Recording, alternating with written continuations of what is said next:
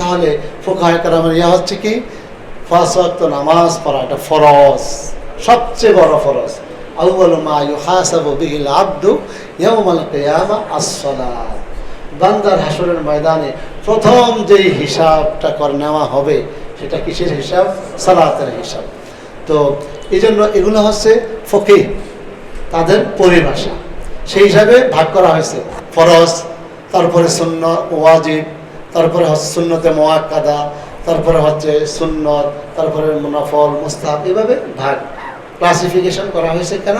নবী সাল্লাল্লাহু আলাইহি ওয়াসাল্লাম যে কাজটা মাঝে মাঝে হয়তো 2-1 বার ছাড়ছেন সেটাকে ধরা হয়েছে সুন্নতে মুআক্কাদা। কিন্তু আর ফরজ আর ওয়াজিব মাযহাবগত কারণে আমরা যেগুলোকে বলি ফরজ, অন্য মাঝে সেগুলোকে হয়তো ওয়াজিব বলে। শব্দ একটাই, ফরজ ওয়াজিব দুইটাই কাছাকাছি। হ্যাঁ, সুন্নতে মুআক্কাদা আর ওয়াজিব দুইটা শব্দটা কাছাকাছি। আমরা ব্যবহার করি সুন্নতে মুআক্কাদা, অন্য মাঝে সেটাকে বলছে ওয়াজিব। তো এইভাবে ভাগগুলো এসেছে। তারপরে সুন্নত, তার মানে আপনি যদি পড়তে চান আলহামদুলিল্লাহ সওয়াব আছে। এবং সুন্নতের মাধ্যমে কি করা যায়? আল্লাহ তাআলা বলছেন কোনো বান্দা যখন ফরজ ইবাদতগুলো করতে করতে এবং একটা পর্যায়ে যে সুন্নতে অভ্যস্ত হয়, নফল ইবাদত করে, নফল করতে করতে যখন এইভাবে অভ্যস্ত হয়ে পড়ে তখন আল্লাহ তাকে ভালোবেসে ফেলেন এবং বলে ফেলেন, হে আকাশবাসী তোমরা তাকাও, আমি অমুক ব্যক্তিকে ভালোবাসি, তোমরা তাকে ভালোবাসো। সুবহানাল্লাহ। এই জন্য ফরজের পাশাপাশি সুন্নতের কি আছে? অনেক গুরুত্ব আছে। তো এই সুন্নতটা কোন সুন্নত?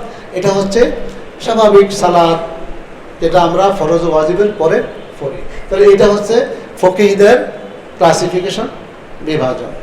কিন্তু স্বাভাবিকভাবে সুন্নত যদি বলা হয় সুন্নতে রাসূলুল্লাহ, রাসূলের সুন্নত, তাহলে আমরা সেটা দ্বারা কি বুঝি? সুন্নতের শাব্দিক অর্থটাকে আমরা জানি। সুন্নাহ অর্থ হচ্ছে পথ, পথ চলা, রীতি, পদ্ধতি, শাব্দিক অর্থ।